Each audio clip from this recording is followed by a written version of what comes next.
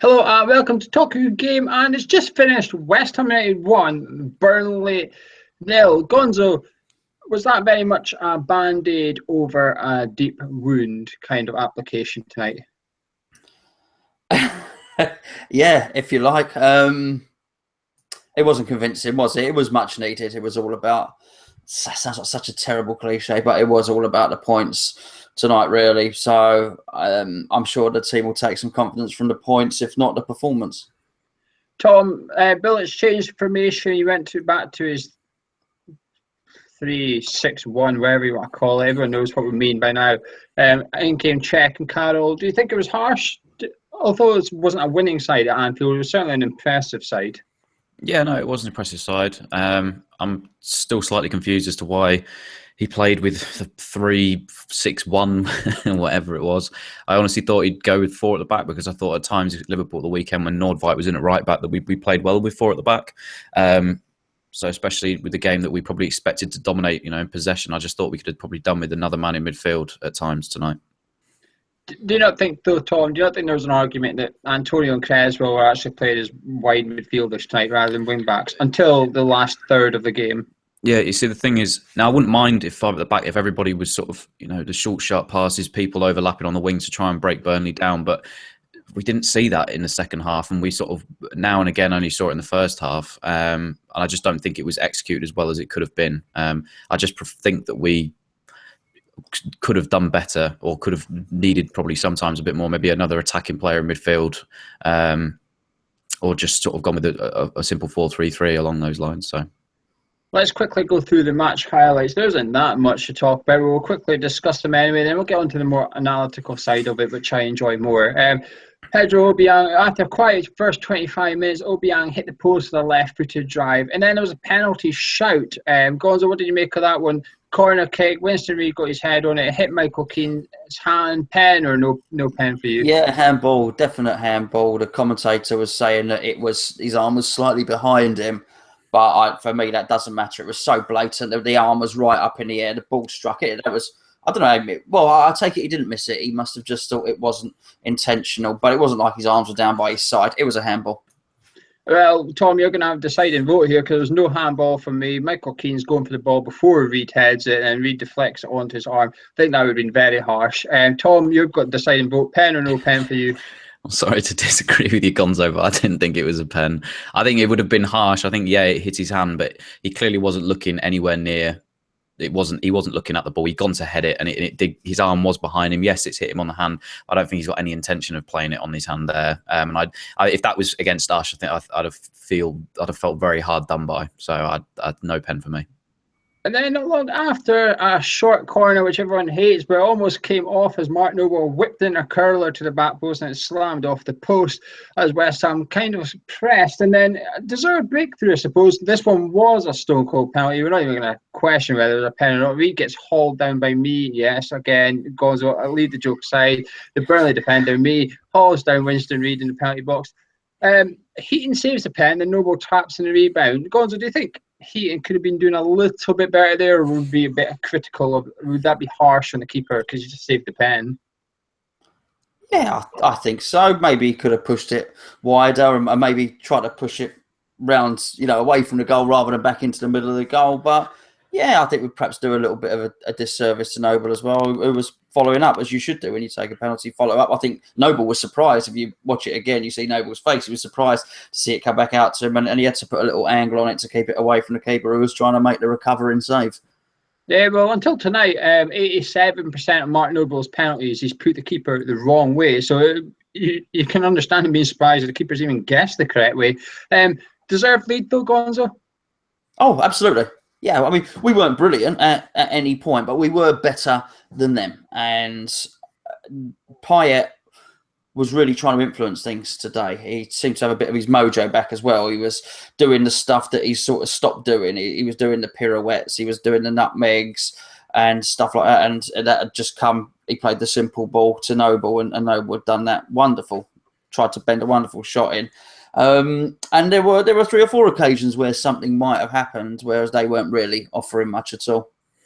Tom, relieved the score just before halftime?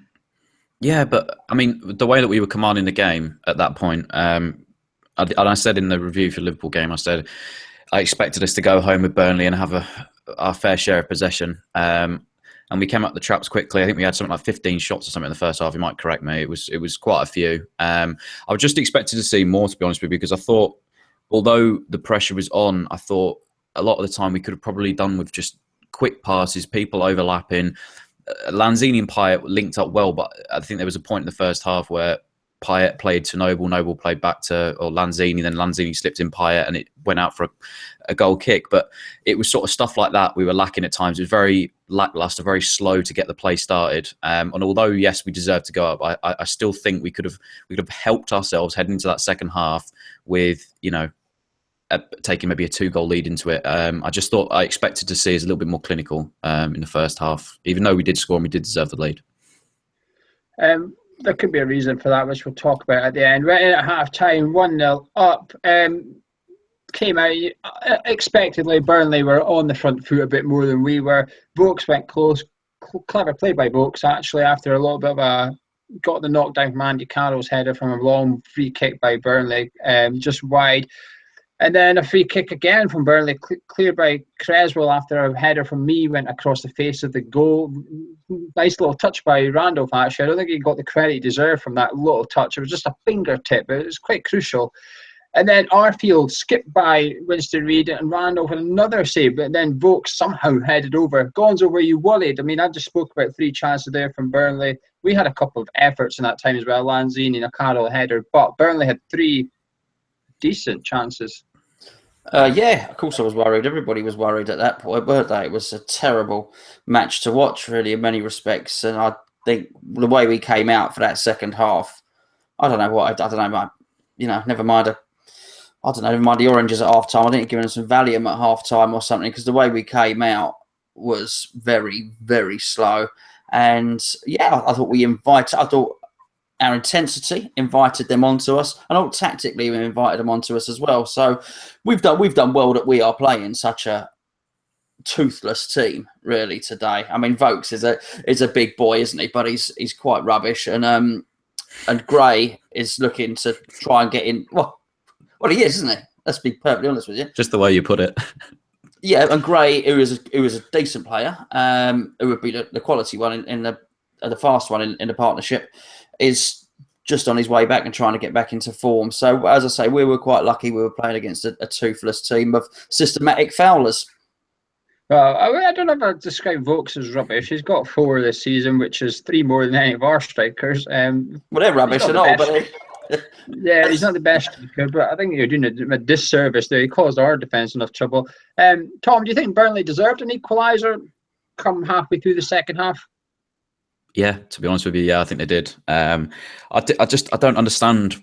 It was such a shock that Burnley were going to come out and actually try for the second half. Deitch probably got them in there and said at half time, look, I mean, they could have probably had 3 or 4 goals, but it's not. It's 1-0. We've still got something to play for. And they came out and played exactly how they should have done. They were just unfortunate tonight that their play up top, I mean, they had 3 strikers on at one point and none of them could really do anything. I mean, they had good service in, good balls in the box, good knockdowns, but they just couldn't finish. And I think Vokes stuck one over the bar at the end. And we were so lucky for that not to go in. I mean, how he's missed that from there, I don't know. It's because he's rubbish, Tom. That's why he's missed that from there. Because he's rubbish, yeah. But to be fair, though, it's you half expect it from a Burnley side that have only had 1 point away from home all season. So, like Gonzo said, they're a bit toothless. But I still think that they, at the end of it probably a point would have been the fair result. They've only got 1 goal away from home as well. I think that showed a little bit. This is the bit that annoyed me during the second half. Bullish took Lanzini off. That really irritated me. I thought Lanzini was possibly our best player at the pitch. He was certainly the player that was dropping deep and picking the ball up and turning and going, right, let's get the triangles going. Let's keep it on the deck and let's try and play football. I thought in the first half, well, you usually criticise, but understood the way we were playing. What irritated me in the first half was when the centre-backs in particular were passing about the halfway line, but as soon as Burnley pressed, we just gave it back to Randolph and he hoofed in. I just thought, it's a bit, you're watching it, it's like, I was worried. I was having flashbacks to us against Hull City when Allardyce cupped his ear at the fans. I was having flashbacks to that game. I go, oh no, not one of these. And I just thought we need someone to get their foot on the ball and refuse to let the centre go get it from a centre back. Don't just stand 15 yards up the pitch watching the centre backs pass it between each other. Someone go and get it off them and turn around and try and take up pitch. Well, Bona and Reed, for all we're going to criticise them passing about between each other, they can't just come walking 15 yards into the middle of midfield, because if they lose it, it's suicide. They can't do that. They have to keep their positional awareness and sense about them a little bit. And they've got no option to give it to a midfielder. They've only got the option of giving it sideways, unfortunately. And too often, Antonio and Creswell went so far down the wings, that pass was almost gone. And Burnley just cut off the channel completely. Said, well, we're just going to stand in the way of you and your wing back, so you can't give it to him. And I think Lanzini, not so much him because he's attacking midfielder, but Obiang and Noble I felt should have been coming a little bit deeper to get it. But Lanzini was the one. And that frustrated me. But let's talk about our keeper quickly. Made an error at Anfield. He looked distraught. Fantastic. I've already mentioned a couple of saves. I think it was underrated. What about that save from the free kick? Gonzo Arfield's free kick. He did what Payet didn't do, whereas he went for that far corner. Good save. Well, it was a good save as well because his arms were so separate at the time, and I think it was his left hand, which was the lower down of the two.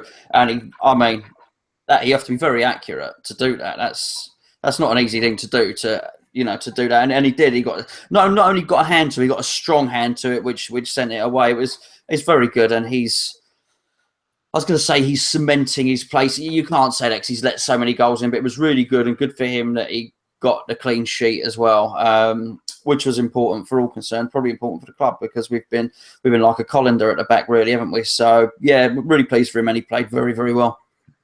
I thought that save was even better because when you watch the replay, he actually takes a step to his right just as it goes to get kicked. I think he's expecting Arfield to try and go for that corner over right in the wall. He takes a step to the right, then sees it coming late. But if you watch him, he's quite clever. He does what a lot of keepers don't do. He just crouches down and looks around the wall of the corner, looks around the corner of the wall. As I say, I'm going to keep an eye on this ball from the word go. A lot of keepers will stand there and wait for it to come over the wall, then move. And he impressed me tonight, Randolph. Came for a lot of crosses as well, and a couple he half fumbled, but he's a small keeper. I think he's quite a small keeper. Can I add to that?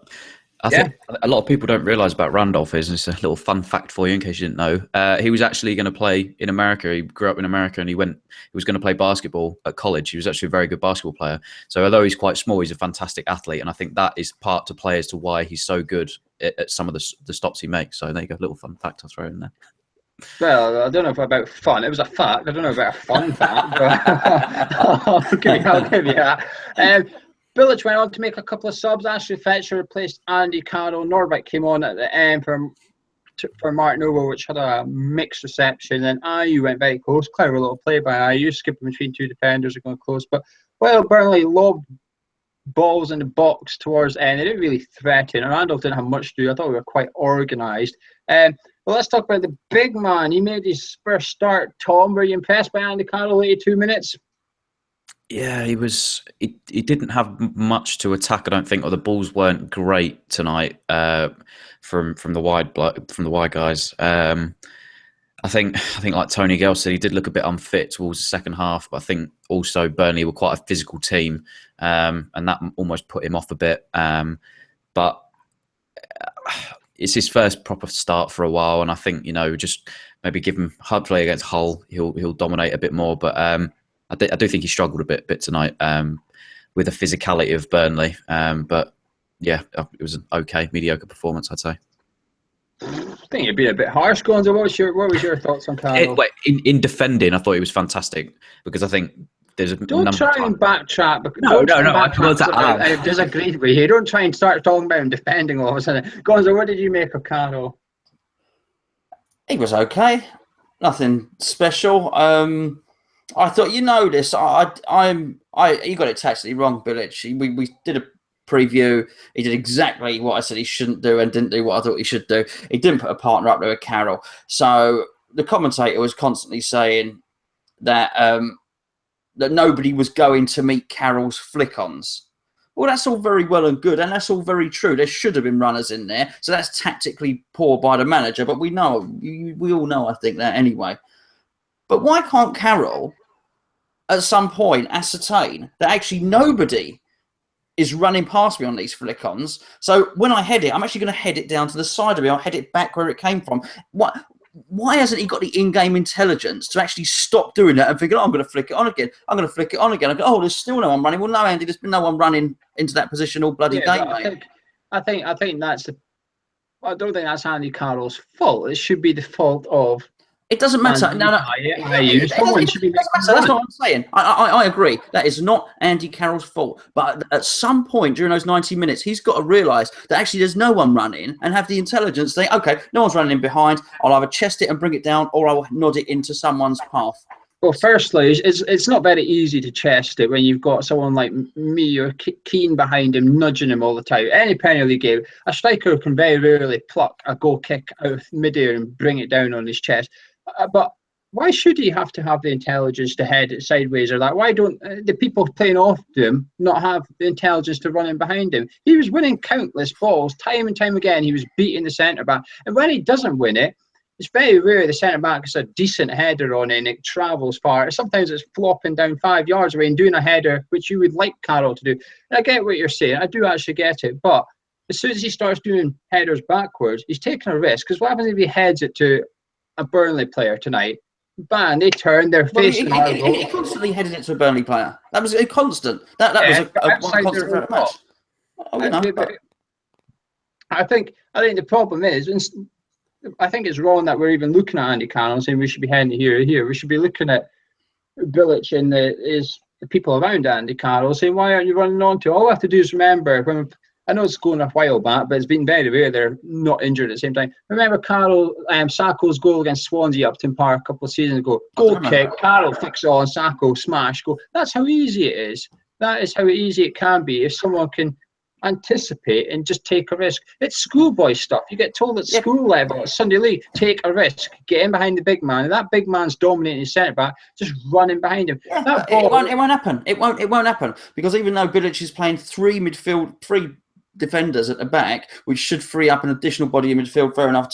In somewhere else on the pitch, fair enough. Tom thinks that extra body should be in midfield. Personally, I would have liked to have seen as another striker. That goal against Swansea, and I was there.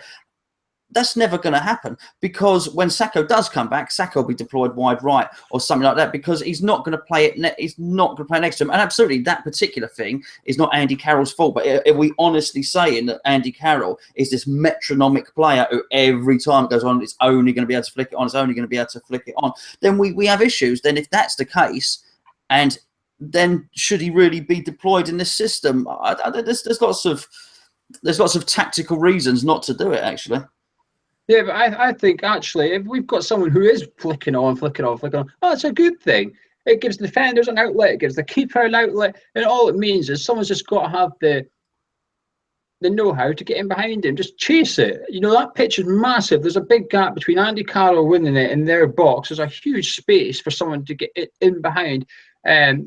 It's frustrating because actually I think Ayew could be that player that does work well off Carroll, but the problem is there's no space for Ayew in the team.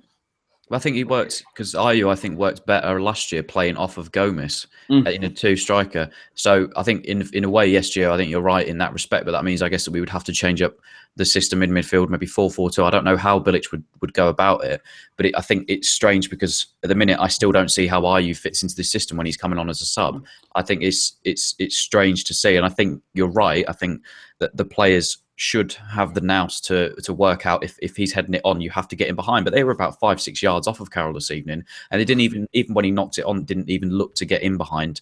So I think Bilic has got in January to look at how he fits everybody to work in the system, because I think there's just too many pieces that aren't fitting right now with how he's doing. He should know that Carroll would benefit with playing somebody off of him. But he's not done that tonight. So it's just, I think tactically, I think he got it a little bit wrong tonight if that was the decision that he employed. So I'll tell you what I think the problem is. I think Bilic writes down his 11 players and thinks, right, how am I going to fit them all in? Rather than working out a formation going, right, I need to play 4-2-2-2 or whatever, who's playing where. I think he picks his 11, which he has done tonight, gone, oh, look, the 3-6-1 will work with these players. I can fit them all in. I think he actually just has to say to whether it's Antonio, Lanzini, Noble, they're probably the three that you would look at first of all and say, one of you ain't playing tonight because I need to have two up top. So one of you are going to be starting on the bench. But the next game, when we're away from home and we don't need two up front, you're back in again. And I think he needs to work his team a little bit cleverer because we're playing Hull next. We're playing Hull City next. If there's ever a game we play two up front, it's home to Hull City. It's got to be home to Hull City. It has to be. But we're talking about we're quite negative, I suppose. But Gonzo, you said it was we have to win. What are you feeling right now? Are you happy? You relieved? You a bit disappointed that it was only 1-0 or? I'm happy. So that don't seem happy to I, but I am happy that we've won. I'm delighted that we've won, but I am fearful. I'm fearful about the whole game coming up. And you were right in what you said, and Tom was right in what he said. It will not happen, though, and that's why I'm a little bit downbeat. That will not happen. I mean, it took Bilic 5 months to work out Antonio wasn't a right back. He's not going to work out that Carroll needs a partner, even on the strength of 2 games. It's just not going to happen. He just doesn't react that quickly to stuff. So I'm worried about the whole game. We've had a good opportunity today because results have gone our way by and large, and we've moved up the table. But I do also think if we play like that against Hull, then they've probably got a couple of other players that might do us a little bit more damage, and maybe you don't want to be giving away free kicks like we did today, because was Snodgrass banned for his dive? Is he banned for our game, Snodgrass? I don't think they can ban him because the referee's seen it. I'm not 100% sure, but I think because the referee's seen it. Well, I think they've got some slightly better players, and they've got Huddleston, who's a decent passer. Anyway, that's a preview in itself. But yeah, I guess I'm delighted and relieved that we've won the game, but that was not easy watching, and that was not a comfortable performance that I'd have expected at home against a poor Burnley team. Do you think, Gonzo, you could just say that it was a team that was 1 point outside the relegation zone at home? Yeah, maybe there was a bit of that, because whilst I believe Bilic is poor tactically, Tom Down always talks about, Bilic, when the players run out, he slaps them on the arse and go on, son, he ruffles their hair. And I do believe that he is a great motivator, okay? And I do think and they're clearly playing for him, and he had them running around. There was no problem with our endeavour today at all. So with that in mind, bearing in mind, I believe that it's hard for me to also believe that they went out there sort of nervous. I didn't think we were nervous. I just thought we lacked ideas. You mentioned about the midfield as well. I thought there was problems with the midfield. It's tactical problems all round the thing. And I'm not sure if it was nerves because I think it was systematic. I don't think it was nerves, basically, because we were near the relegation zone. Do you think it's maybe a lack of confidence as well, Gonzo? Just the fact that, one thing we were talking about, I don't want to go back to the Carroll thing, but I'm just going to slip this in, is when we did get the crosses in, he was the only one in the box. Only Antonio got in the box, and that was occasionally. Lanzini, Payet, they all stood out, Noble, they all stood outside it. It was almost like they were too scared to go in the box in case Burnley broke. Okay, I'm glad you mentioned that. I know the simple answer is I don't know whether that's confidence or I don't know whether that's tactical. But when we were gearing up to do this, I was watching the game on the telly, and there was that instance happened, and I almost paused it and took a photo of it to sort of screenshot it, because 30 seconds later, Hull had an attack, and when they had an attack, they got it into wide area, and there were immediately 4 shirts in our box, 4 of their players in our box. And I almost wanted to show the graphic of them when they attacked and all the guys in our box, and the graphic of us, but I think around 6 I couldn't work it out how to do it on the live thing that we're doing now. So I didn't do it. But you're absolutely right. That was a spot-on observation. Don't know whether it's tactical. Don't know whether it's confidence. I'd like to think you'd be busting a gut to get into that box, though, because that's how you're going to alleviate that lack of confidence. Tom, what about yourself? What's your thoughts on the overall game? You've been listening to Gonzo there and a little bit of myself. What are you thinking? If there was a game to sort of, like Gonzo almost said, to alleviate the pressure, I think it was a game like this against a poor Burnley side against the road. You need to just take control, take the reins, and put in a good performance. And it's not the kind of win that breeds confidence going into Hull, I don't think. Although yes, I'm like Perry, I'm absolutely ecstatic that we've got the win. The wins that we're picking up are these scrappy little 1-0 wins. And I think Tony Gale made a fantastic comment on commentary. He just said, West Ham have forgotten how to win. And I think, in a way that it is true, we've forgotten how to defend a lead. We've forgotten almost how to score at times. Don't forget, we scored something ridiculous like 86 odd goals last year in all competitions or whatever. And I just think we lack a lot of things at the minute. But I hope we're just almost waiting for that game for us to break out and, see a comfortable, easy 3-0 win or a few goals or whatever. But we've not seen that this year. And I just think, like I said, if there was ever a game to sort of pick yourself up and be dominant, it would have been this game for 90 minutes. But unfortunately, we've not seen that. So although I'm happy, I'm still not 100% sort of, sure that, again, that we can win at the weekend. Because imagine if that was another team that had come into the stadium tonight and played us, we would have probably been dismantled in that second half. And that's what worries me, is that even if we pick results up against Burnley and, Hull at home, we'll go away to Swansea and Leicester. Swansea at home have been really good. Leicester the other day beat Man City. I just think we'll get dismantled away from home if we play like that, and even at home if we play these better teams. So I would expect us to see, and of course it's going to give you a bit of confidence, but I think I expected a little bit more this evening from a game like this. That was all. But like I said, I'm generally glad we've got the 3 points. I know you talk about beating a team 3-0, Tom, but I don't think that happens very often in the Premier League, full stop. Chelsea are beating West Brom 1-0 at home. Man, you've drawn away to Palace tonight.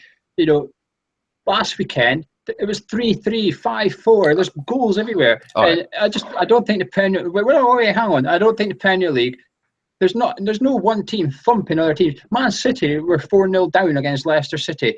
Gone are the days where you can expect to beat teams 3-0 or comfortable like that. We weren't doing it last season. We were coming from 2-0 behind to win 3-2. We weren't thumping anyone last season by any means. We were winning 2-0 as a professional display against Watford and Newcastle at home. We were putting in professional displays, which they weren't much better than what we've seen tonight. But because the other team were so lacklustre coming forward, we got away with it because our position in the league was so high. I think we just have to accept. If you said to me today, you'll win tonight, it'll be 1-0, it'll be scrappy, the second half you'll be watching through your fingers, I would have took it. I would have took any sort of win tonight. And I said to you, Gonzo, I remember speaking to you ages ago, you said we thought we were in a relegation battle, but to be fair to the viewers, this was when we were on a losing streak. And Gonzo said, yeah. And I said, I don't think we are. Ask me on Boxing Day. And the reason I said that is because we've got Hull tonight, Hull, and then Swansea. I think we could get the 9 points aboard, or 7. I think a 7 would be a good haul.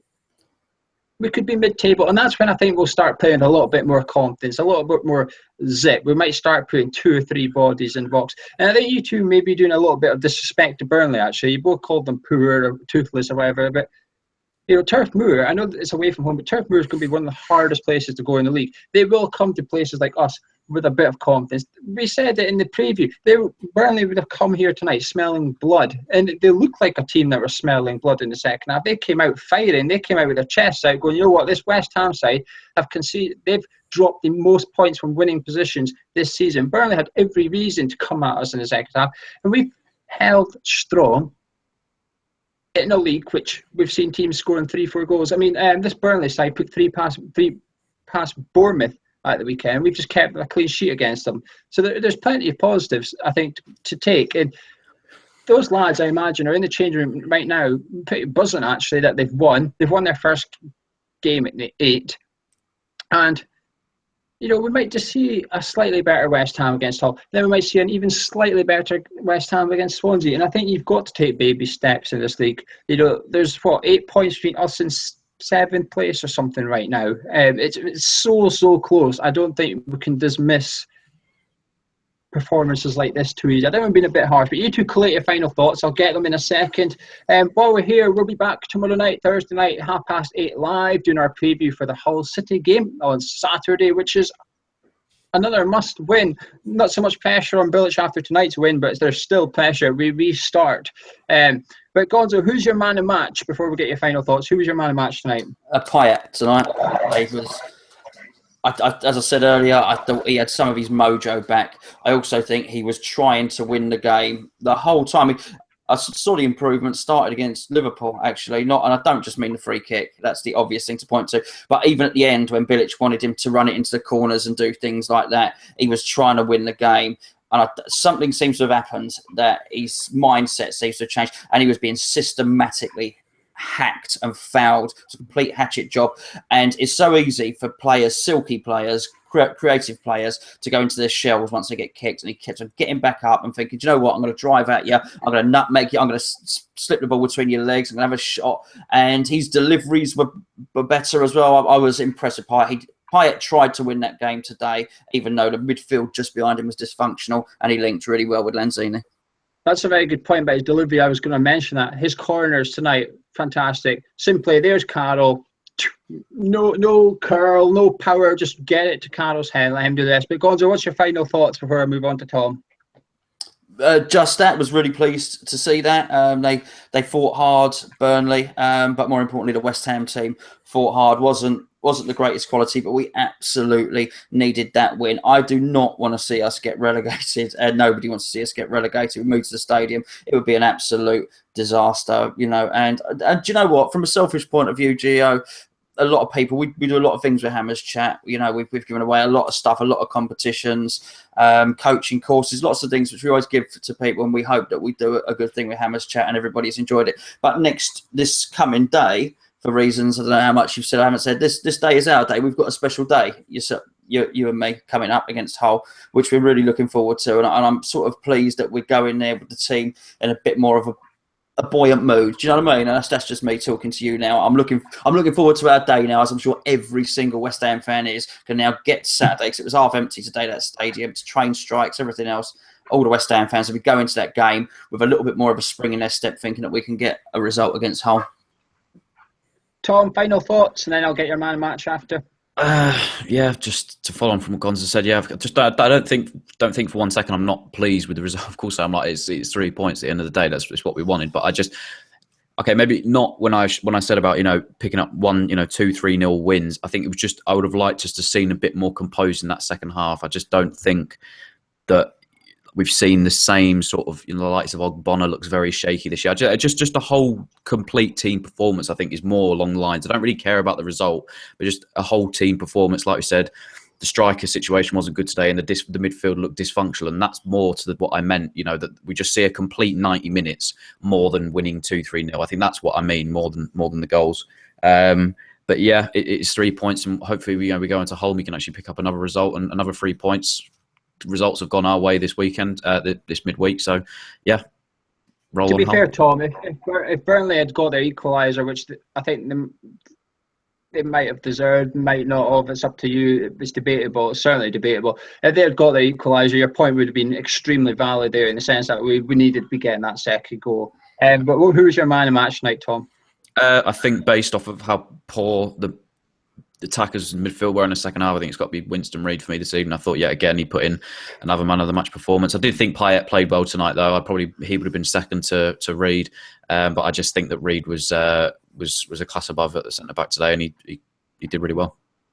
I was tempted to give it to Lanzini, because I felt like we missed him. I felt like as soon as he was gone, we almost went into our own 18-yarder. But I am biased, because I do like Lanzini. But my man match is the same as Tom, Winston Reid. What a rock he has been recently. He makes difficult things look simple. Sometimes a striker will be running at him, he'll back off, bang, in goes the foot. Defenders on his arse, and Winston Reid's travelling up the pitch with it. So simple.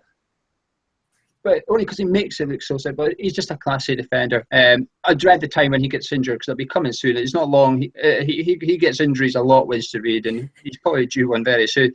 But just to echo the thoughts of these, we're all relieved. We're all relieved. But I do, like I said to go on at the start, I do think it's maybe a band-aid applied to a deep wound which has been inflicted on us over this last 4 months. And it's up to Bilic on Saturday to try and turn it from a band-aid to something a bit more over your deep flesh wound, if that makes sense. Hopefully the people know what I mean. But like I said, we'll be back tomorrow night, 8:30 live, doing our preview for the Hull City. So do join us. Make sure you subscribe here at youtube.com/Hammerchat. And come onto our forum, hammerchat.com. Have a chat with us. Let us know what you think. Leave your comments below. Thank you for watching. West Ham United have finally won their first game in 8, and hopefully we'll be making it 2-2 against Hull City.